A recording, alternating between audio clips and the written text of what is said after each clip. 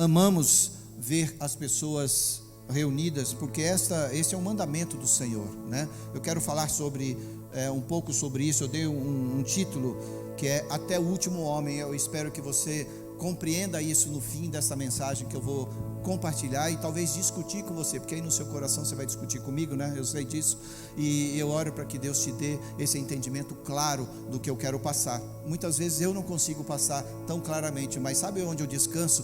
Descanso que eu sei que o Espírito Santo está aí no seu coração, e é Ele quem vai instigar você, é Ele quem vai trazer para você a clareza de espírito a respeito do fundamento da palavra que você precisa, que eu preciso, que todos nós precisamos viver. Oi, Ricardo, tudo bem? Recuperado 100%? Olha, o cara estava de Covid e está aí forte, ó. Graças a Deus. Está forte sim, cara, declara isso. Eu estou com um coração muito grato mesmo hoje, por isso que eu quero externar isso para vocês e ver que a igreja, Deus primeiro, ela sim, o nosso fundamento é o crescimento e fortalecimento da sua vida espiritual, mas consequentemente a igreja atua também abençoando as pessoas no social, né? Então quero agradecer vocês, viu? Não são só mulheres não, tem homens trabalhando arduamente aí também. A palavra que eu tenho para você hoje, até o último homem, tem a ver com todos os dias que eu acordo pela manhã. Todos os dias que eu acordo, eu busco não me esquecer do chamado que Deus deu para a igreja. Ele não deu só para mim, que sou pastor, junto com a Ju, junto com os pastores aqui. Deus nos deu um chamado, e eu, todos os dias quando eu acordo, eu não quero esquecer de mães solteiras, de estudantes. Eu não quero me esquecer e nem posso me esquecer dos pais que trabalham arduamente. Você, essa pessoa que trabalha de segunda a sexta, muitas vezes em horas, além das horas que você gostaria de trabalhar. Eu não posso me esquecer das pessoas que duvidam dessa palavra. Eu não posso me esquecer das pessoas que são divorciadas, mas querem restaurar a sua vida. Eu não posso me esquecer de quem é desempregado. Eu não posso me esquecer de quem é doente, das viúvas. Nós não podemos nos esquecer dos órfãos. E todos os dias que eu acordo, eu pergunto: Pai, e hoje, como vai ser? Qual vai ser a minha experiência com Deus? Eu sempre, de alguma forma, eu pergunto. Eu não externalizo isso todos os dias, mas eu paro na minha cama antes de me levantar e me coloco à disposição de Deus. Por que eu faço isso? Porque se eu sei que se algum dia eu me esquecer de tudo isso que eu falei, se algum dia eu me esquecer que tudo isso que a gente faz aqui tem a ver com pessoas, tem a ver com você, tem a ver comigo, se algum dia eu me esquecer disso, que você sabe que aquilo que você busca, que aquilo que você lê, como você cresce, se eu me esquecer disso, eu esqueço da razão principal pela qual nós estamos aqui. Jesus veio para você e Jesus veio para mim. Jesus não veio para me dar uma casa nova. Jesus não veio para me dar um carro bonito. Jesus não veio para me dar o melhor trabalho do mundo. Jesus não veio para me colocar num relacionamento com a outra pessoa.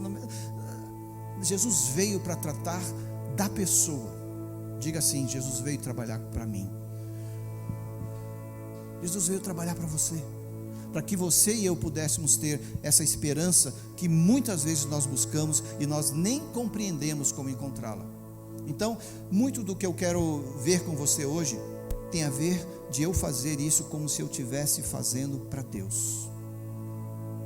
Uma das razões pelas quais a gente usa o melhor microfone possível que nós podemos adquirir, uma das razões pelas quais a gente busca excelência, tudo que a gente apresenta para você, a gente busca trazer de uma forma simples, mas de uma forma correta e bem feita, é porque isso tem a ver no meu coração, assim, eu não estou fazendo só para você, eu estou fazendo principalmente para Deus. É essa excelência que nós buscamos e o que eu espero que você busque quando você aperta a mão daquela pessoa que trabalha com você, daquele cliente que entra na sua loja, daquela pessoa que vai assinar um contrato com você. Eu espero que você faça olhando para essa pessoa dizendo: Pai, eu estou fazendo certo? Deus, como que o Senhor vai me dirigir nessa situação? Então, essa atenção ao chamado que nós temos me trouxe essa reflexão que eu trago hoje para você. Muita gente faz aquela pergunta: será que nós estamos fazendo a coisa certa? Será que essa igreja é a igreja que eu devo seguir, que eu devo... Olha, eu falo para você até para as pessoas que estão nos assistindo pelas câmeras, né, que a gente busca trazer essa reunião. Você pode perguntar: será que é realmente bíblico a gente fazer isso? Colocar num vídeo para que as pessoas assistam, sei lá onde elas vão assistir? Olha, eu penso que pode ser bíblico, mas eu também penso que pode não ser. Eu não estou em cima do muro, eu estou te dizendo para você, eu acho que a forma como a gente está fazendo de transmitir essa mensagem para você que está aí na sua casa, juntamente com para vocês que estão aqui na igreja, é bíblico, mas ela também pode não ser, e eu quero explicar isso para você. Deus chamou a igreja primitiva para que ela saísse das quatro paredes do templo e fossem às pessoas. Isso nós já entendemos. A história das boas novas é a verdade mais importante que nós podemos levar à localidade onde nós estamos estabelecidos. E essa história das boas novas é a própria história de Jesus. E essa verdade, ela não mudou para nós. Desde os tempos de Cristo, quando Ele nos instruiu a ir por todo mundo, pregar esse evangelho a toda criatura. Quem crer nesse evangelho e for batizado nesse evangelho, vai poder desfrutar dessas boas novas da melhor forma na sua vida. Ela não mudou, essa verdade não mudou. Jesus foi até as pessoas, nós estamos indo até essas pessoas. Ele viu a necessidade delas, apresentou resposta a essas pessoas, as questões e os questionamentos que elas tinham naqueles momentos. Jesus não ficou no seu cantinho falando: eu sou filho de Deus, essas pessoas têm que vir a mim e eu posso entregar para elas tudo que eu tenho. Não, Jesus caminhou, Jesus seguiu o seu caminho, Ele andou com as pessoas, Ele buscou o seu objetivo, e esse é o mesmo objetivo que eu quero que você entenda, você que está aqui e você que está em casa, porque se você só assiste a palavra, se você só ouve a palavra, se nós somos apenas ouvintes dessa palavra, tem alguma coisa errada, tem alguma coisa errada. E a igreja está aqui para confrontar você, para dizer para você: tem alguma coisa errada se você só gosta de assistir, se te faz bem aquela palavra, se é maravilhoso ouvir fulano ou fulana. Nós temos que ouvir sim a palavra, escutar sim a palavra, mas sermos transformados por ela e seguirmos e continuar fazendo aquilo que Deus quer, que é perseguir o nosso objetivo de fazer discípulos, e esses discípulos, os quais nós fazemos, que sejam também fazedores de outros discípulos. Está entendendo a diferença? É diferente de eu sentar aqui e escutar a palavra. Eu amo escutar a palavra. Uma das razões pelas quais a Deus primeiro diferencia de outras igrejas é que não só eu que ministro aqui. Vocês sempre vêm. Domingo passado foi o pastor Marcelo, depois a Ju, depois a pastora Fabi, e a gente faz esse revezamento. Por quê? Porque eu também preciso sentar e escutar. Agora, quando eu sento e escuto, eu sempre me pergunto: qual é a diferença que essa mensagem vai trazer para a minha vida? Qual é a transformação que eu preciso, vindo de Deus, para que ela se efetive no meu dia a dia? E aí, que ela cause essa mudança de mentalidade, para que eu possa atuar diferente, ou da mesma forma, mas com um poder e com uma atuação mais forte, lá onde eu piso todos os dias. Você vem para a igreja domingo e passa aqui 1h30, 2 horas. Só na segunda-feira, muitos de nós, talvez a maioria de nós, passa 8 horas com outras pessoas, sejam empregados, sejam sócios, ou sejam chefes, não importa, você passa só no primeiro dia da semana, na segunda-feira. E aí, como é que fica? Como é que fica? É injusto eu chegar para dizer para você assim: olha, vai acontecer tudo aqui hoje, em 1h30 Deus vai transformar você, Deus vai causar um reboliço no seu interior, e amanhã você vai sair rasgando aí a palavra. Gente, é uma mentira se eu falar isso, e eu não vou enganar você. O que a gente faz aqui aos domingos é acender mais uma faísca em você, é instigar você em coisas que talvez você não tivesse parado para perceber. Agora, a mudança e a transformação, e aquilo que pode acontecer, deve acontecer, e não tem acontecido muitas vezes porque nós nos assentamos no conforto de uma pregação que nos faz bem, mas você precisa perguntar: e agora? E agora? Eu vou continuar assim? O Espírito Santo está falando comigo, e aí? Então eu não posso deixar de perseguir, não posso deixar de correr atrás, de entender que eu preciso fazer um discípulo. Mas eu não conheço tanto. Não importa, você tem que ter esse objetivo.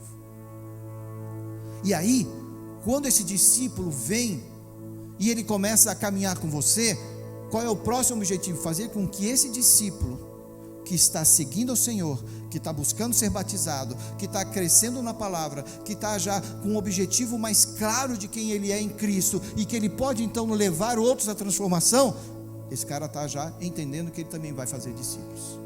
Se eu não penso assim, eu fico na primeira proposta, de escutar aquilo que me faz bem.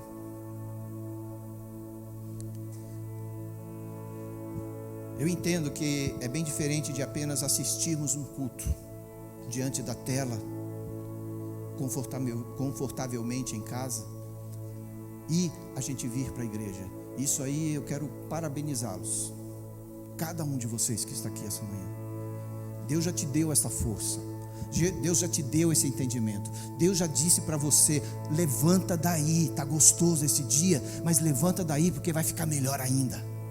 É Deus falando com você. As pessoas falam: não, mas streaming não é igreja, só porque não estamos juntos adorando em comunhão uns com os outros. Talvez, por isso que eu falei, talvez sim, talvez não, porque vai depender, como já foi falado aqui, do seu coração. Às vezes o seu maior desejo seria estar aqui nesse momento, mas por alguma razão tem que assistir ali. Agora, quando você está bem, quando você está restaurado, quando você pode, qual é a decisão do seu coração?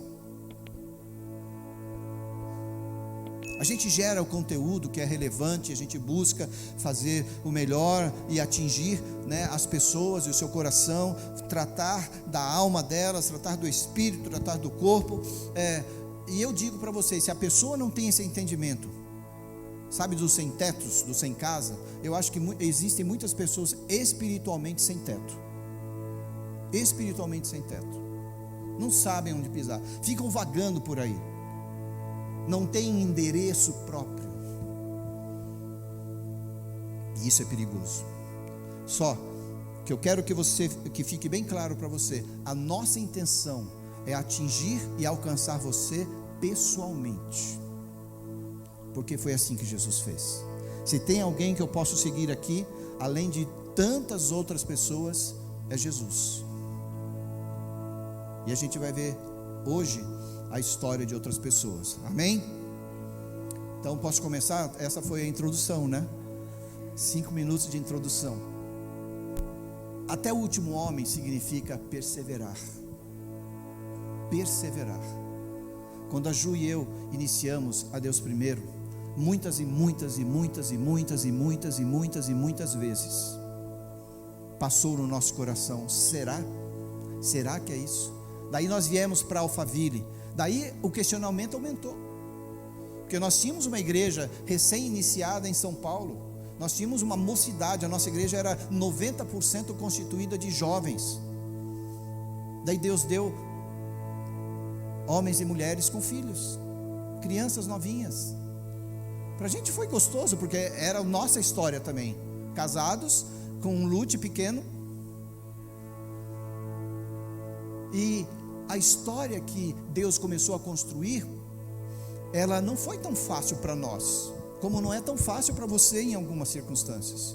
Você tem filho, muitas vezes o Lute jantava vindo de casa para cá, já vinha de pijama por baixo da sua roupa. Sério, gente. Tá lá, garoto, desculpa, Lute, falar de você, mas hoje você tem 1,82 m, mas quando você era menorzinho, sei lá quanto. E chegava em casa porque o sargento tinha que colocar, o sargento, desculpa, bebê. A mãe cuidadosa, atenciosa, cuidava do seu filho. Então, para nós essa palavra perseverar, ela é muito séria, ela é muito importante. Mas não é porque a gente estava começando a igreja, ou estava dando seguimento à igreja, não, era por aquilo que estava no nosso coração, um chamado que veio de Deus. É diferente de fazer por causa da experiência que estava acontecendo. É legal, vamos lá, entra no carro, culto de manhã lá, almoça correndo, não tem tempo de descansar, dorme meia hora, uma hora, ou vamos levantar porque tem culto lá em Alphaville. E chegou uma hora que a gente falou: Pai, como a gente pode fazer isso de forma que nessa perseverança as coisas sejam mais saudáveis? Eu estou compartilhando isso com você para dizer, as nossas experiências não são tão diferentes quando se trata de seguir a Jesus. Lá em Gálatas 6:9 diz assim: e não nos cansemos, Gálatas 6:9, e não nos cansemos de fazer o bem, pois no tempo próprio colheremos, se não desanimarmos.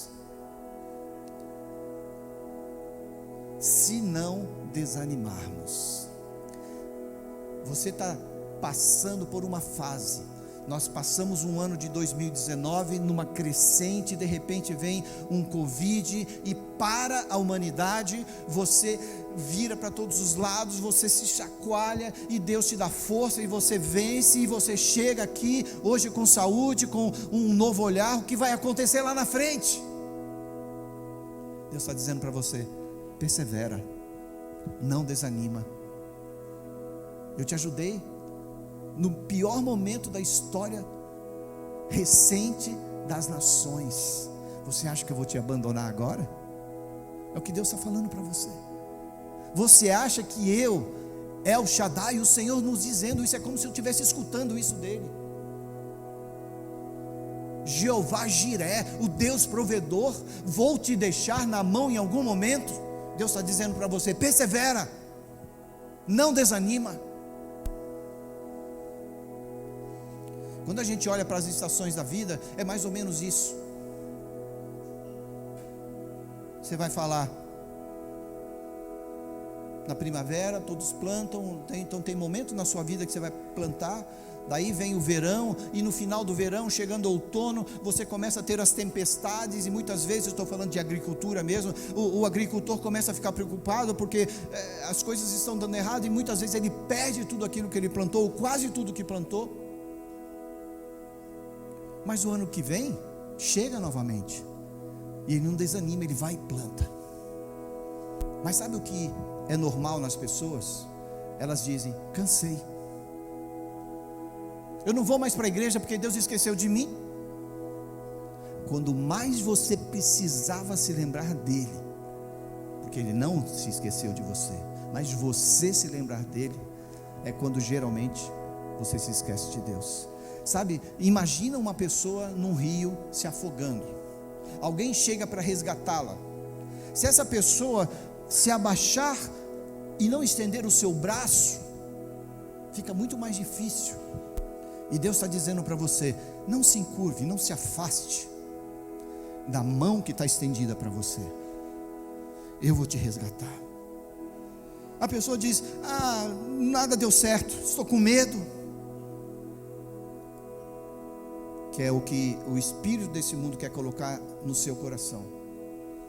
O espírito desse mundo trabalha gerando algo oposto àquilo que Deus já gerou em você, e ele quer então abafar de alguma forma a tua coragem, o teu ânimo, o teu pudor, a tua ousadia. E como que ele vai fazer isso? Jogando uma raiz de medo.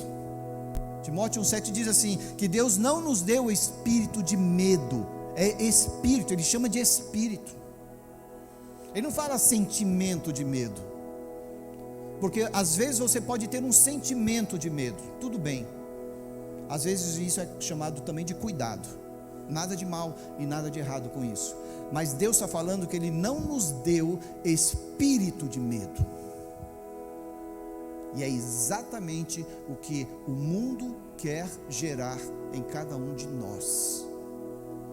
Se ele conseguir colocar medo, como tem conseguido dentro da igreja e fora da igreja, em muitas pessoas, essas pessoas vão virar objetos desse espírito, vão ser conduzidas como objeto desse espírito. Não põe o pé aí, não sobe aí, não faz não sei o que, eu não posso fazer, eu tenho medo, eu tenho isso, eu tenho aquilo. Quer dizer, a pessoa já até tomou para si mesma. Quando eu vou orar com alguém, a pessoa fala assim: ora por mim porque eu tenho diabetes. Eu falei: se você tem diabetes, então eu não vou nem orar, porque eu não quero roubar nada de você, é teu. O português, a Bíblia diz que pelas nossas palavras a maldição pode entrar na nossa vida, assim como por nossas palavras a vida pode ser recebida. Você pode dizer sim que você tem diabetes, mas de outra forma. Eu fui diagnosticado com diabetes.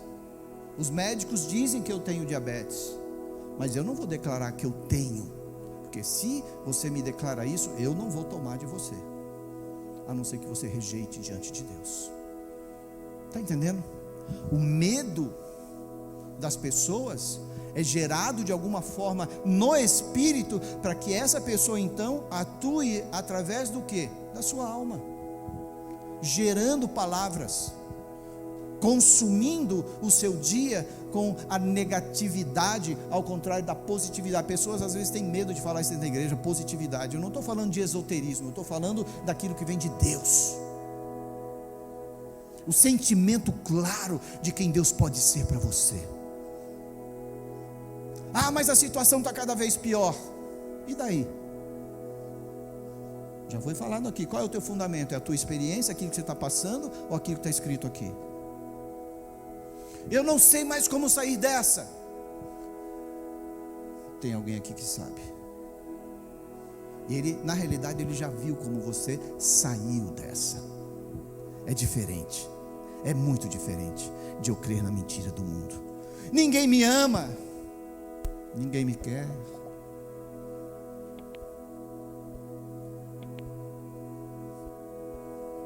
Deve ser o fim. Eu estou dizendo para vocês palavras que são jorradas das bocas das pessoas, todos os dias, todo momento, lá fora e muitas vezes daqui de dentro, até daqui de dentro. E a gente então precisa entender que tem alguma coisa diferente que a gente pode fazer.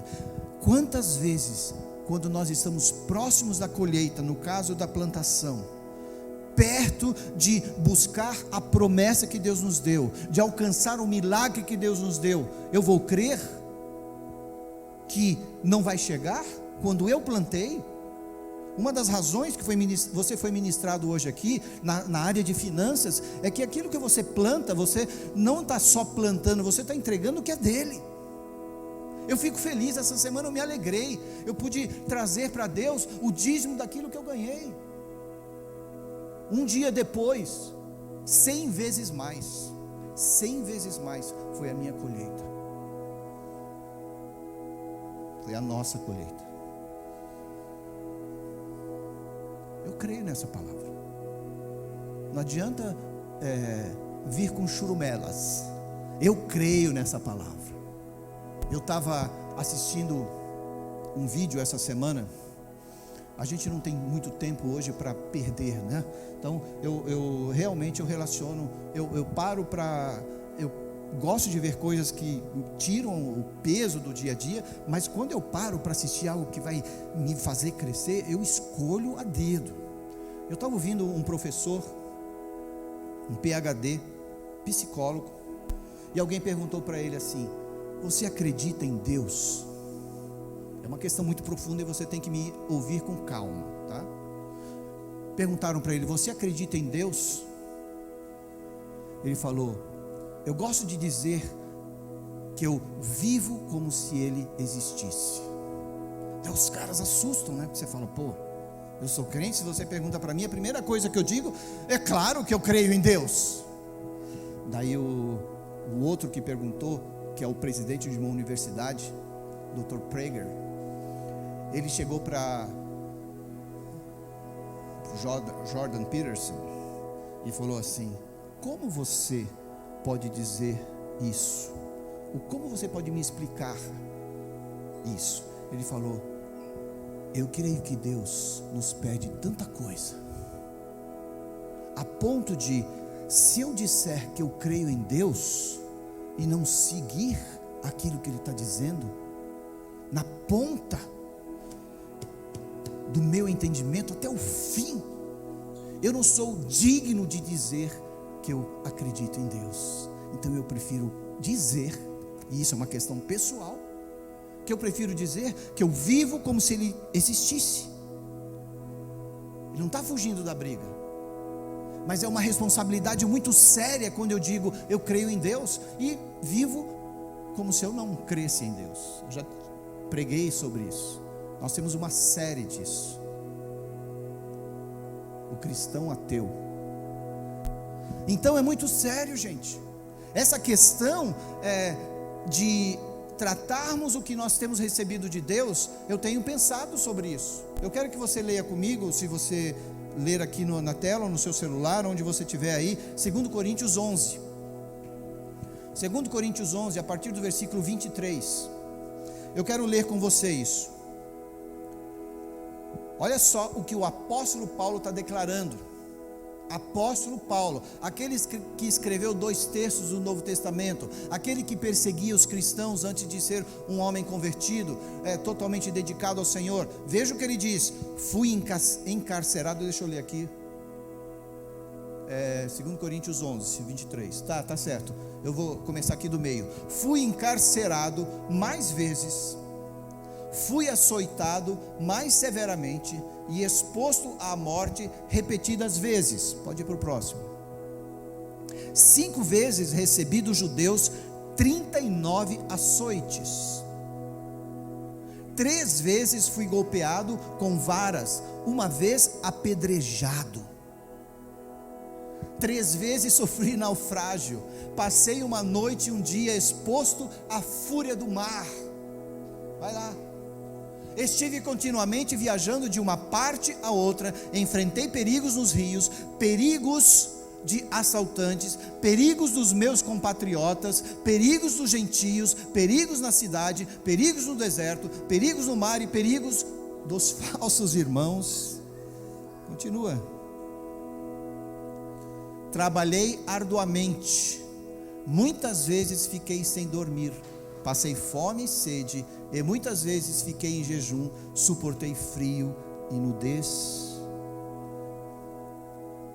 E o último versículo que eu vou ler aqui: além disso, enfrento diariamente uma pressão interior, que chega onde eu estou falando aqui para você, a saber, a minha preocupação.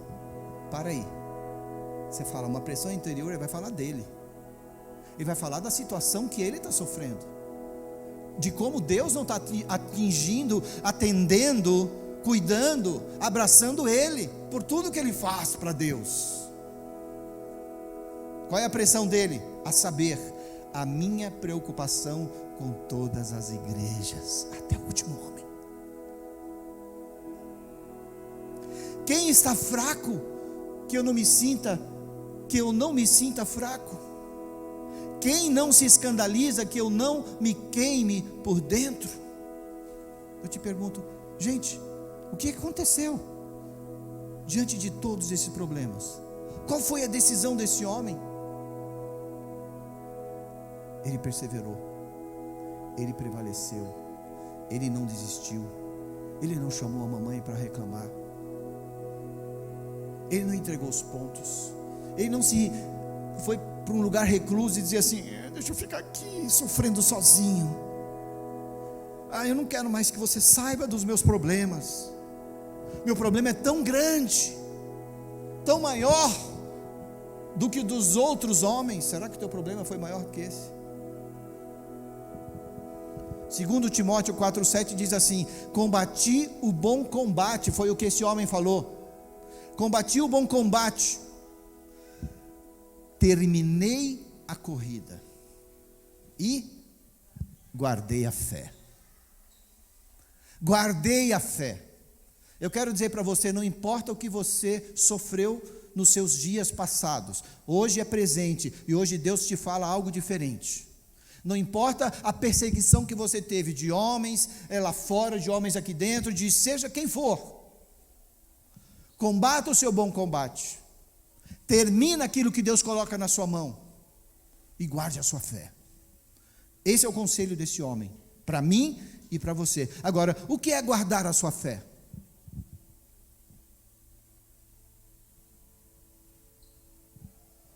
Sabe como você aprendeu a ser forte? Alguém aqui duvida de como você aprendeu a ser forte? Sabe onde foi? Foi exatamente assim. É aqui que te fortaleceu. Onde você aprendeu a ser forte? Foi exatamente diante das adversidades que você passou, das lutas que você passou, dos momentos tristes que você precisou experimentar, daquilo que aconteceu com você, das pessoas que te rejeitaram, ou da rejeição que você também passou aos outros e depois entendeu que não podia fazer.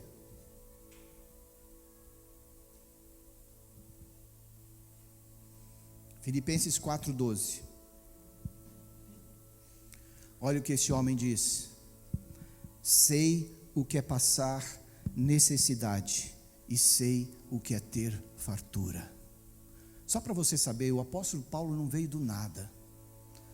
Ele não estava lá apanhando no mundo, sem dinheiro, sem nada, e falou assim: eu não tenho mais escolha, eu vou ser crente. Eu não tenho mais para onde ir, então eu vou ser pastor.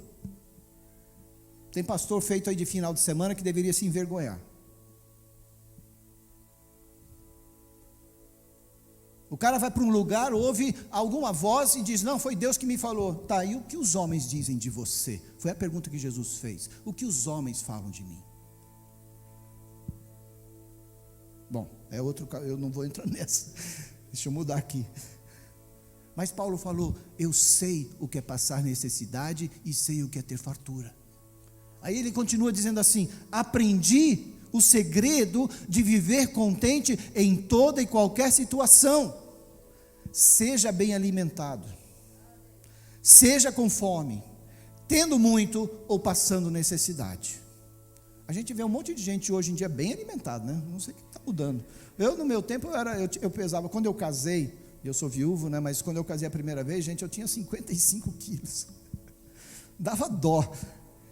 O cara falando: o cara está passando fome, dá comida para ele.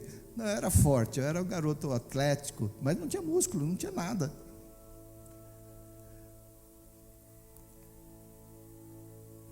A gente tem que estar contente com tudo e contente com pouco.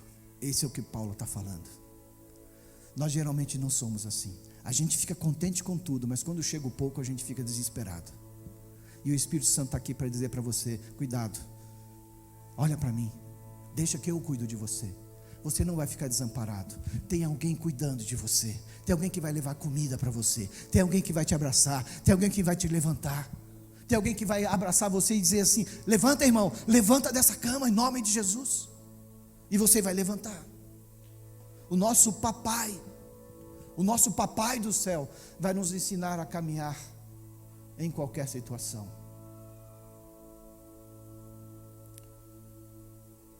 Deixa eu fazer uma pergunta para você. Quem já viu, pelo menos, outro dia eu trouxe aqui numa outra mensagem, quando você faz o azeite, são duas pedras, elas são meio triangulares assim, mas redondas, eu não sei o nome dessa forma aí, desculpa, matemática.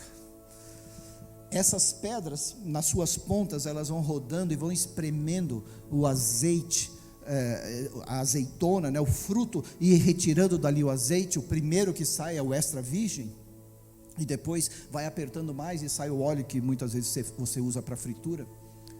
Mas existe uma pressão tremenda ali para que aquele caroço seja espremido e você se delicie, né? Quando você pega aquele azeite, você derrama assim. Eu sei que eu estou dando água na boca de alguns aqui, mas não tem uma salada, uma massa, né? Que você joga aquele azeite e é gostoso, não é?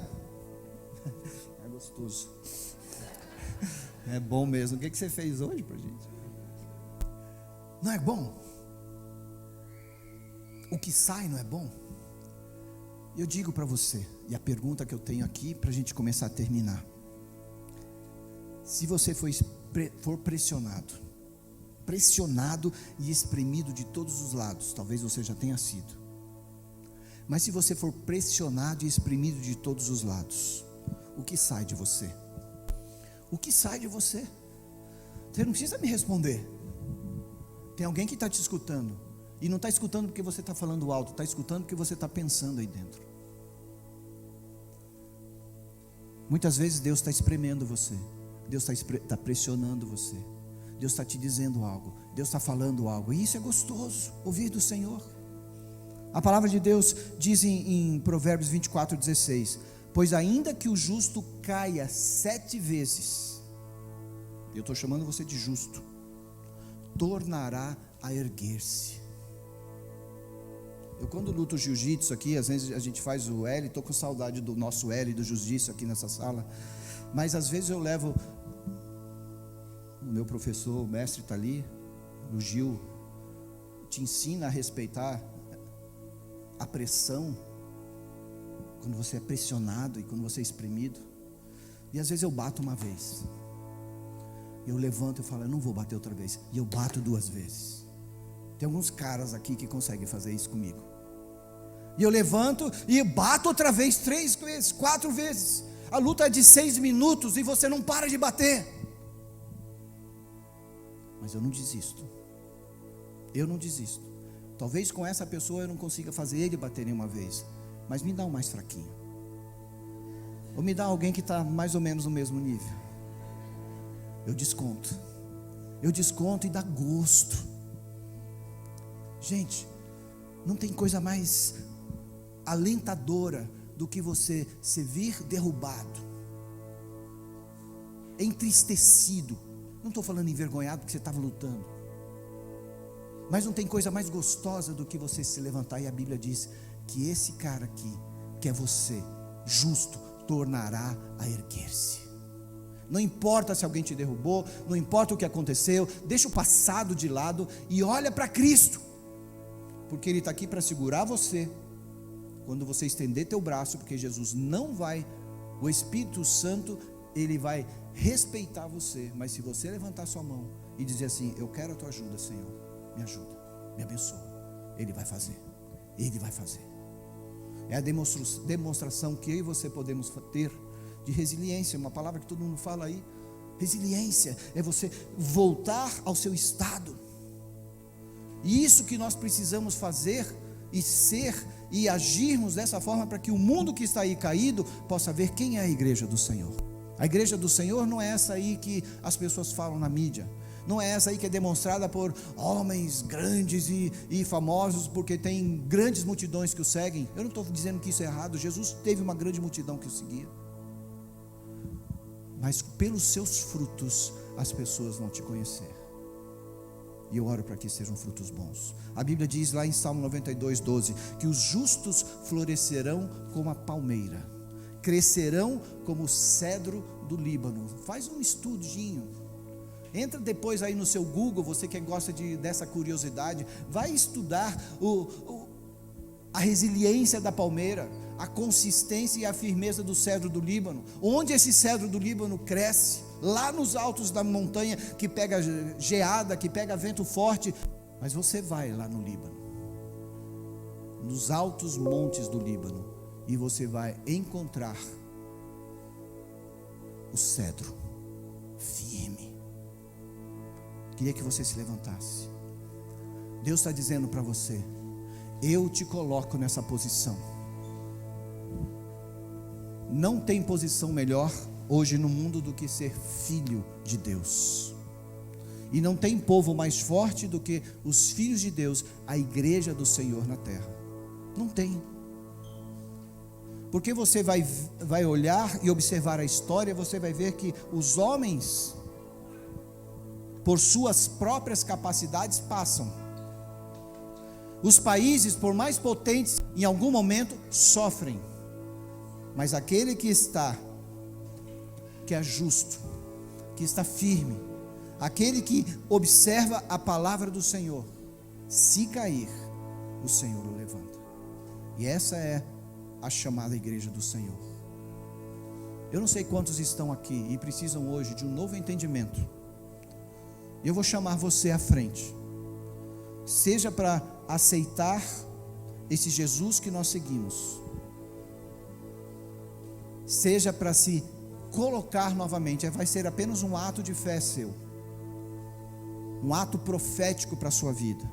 Eu vou chamar você que quer caminhar diferente, pisando diferente, observando diferente e agindo diferente nessa terra. Nós vamos orar por todas as pessoas, mas se você quiser fazer esse ato de fé, eu falo, vem agora, faz esse ato profético para a sua vida. Mas eu tenho certeza que o Espírito Santo está conversando com você. Pense nas suas declarações, pense nas palavras que você tem dito e que podem ser mudadas. Aquela palavra de Deus que tem transformado milhões de vidas, ela vai transformar você. E quem sabe se milhões de vidas não serão também transformadas por causa de você. Mas eu quero dizer para você, homem que está aqui, preste atenção nas coisas que o mundo está oferecendo para você e o quanto você está aceitando. O quanto você tem aceitado. E aí, observe a palavra de Deus e o que o Espírito Santo tem falado com você, para você não fugir dessa briga. Pai, no nome de Jesus, eu quero abençoar essas pessoas que estão aqui e cada filho teu que tem hoje entendido um pouco mais dessa palavra, do quanto nós podemos confiar. Eu quero ser um desses que vai seguir o seu caminho. Eu quero seguir o meu caminho até o último dia, até o último homem que eu puder tocar, até a última pessoa que eu puder tocar. E que os seus filhos aqui neste lugar busquem esse entendimento, para saberem que Deus tem muito mais para lhes dar do que o diabo para retirar, do que o diabo para roubar, do que uma sociedade para enganar, do que um sistema econômico para iludir. O Senhor tem muito mais para nos dar. Eu quero abençoar as famílias que estão representadas aqui, que a tua palavra, que o teu amor, que o teu refrigério, que cada uma das sementes que o Senhor tem instigado no nosso espírito, Espírito Santo, possam gerar frutos, e frutos que permaneçam no nome de Jesus. Amém? Você tem um dever para essa semana, e eu vou orar por isso, para que o Espírito Santo te lembre, porque ele vai te instigar você. O que é instigar? Ele vai mover o seu espírito, para que você se lembre dessa palavra, e o seu dever é observar as suas declarações, tá bom? Observar o tipo de palavra e a fé que você tem em Cristo Jesus. Deus abençoe vocês, que o amor de Deus, esse amor maravilhoso do Pai, essa comunhão preciosa do Espírito Santo que a gente está sentindo aqui nesse lugar, e a graça maravilhosa que vem nos abastecer dessa esperança e dessa fé em Cristo Jesus, permaneça com você.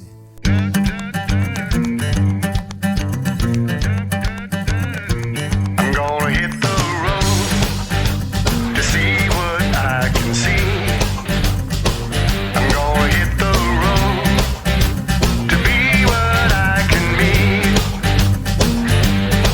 I'm so tired of looking at this wall. I'm breaking free. I'm gonna do my thing.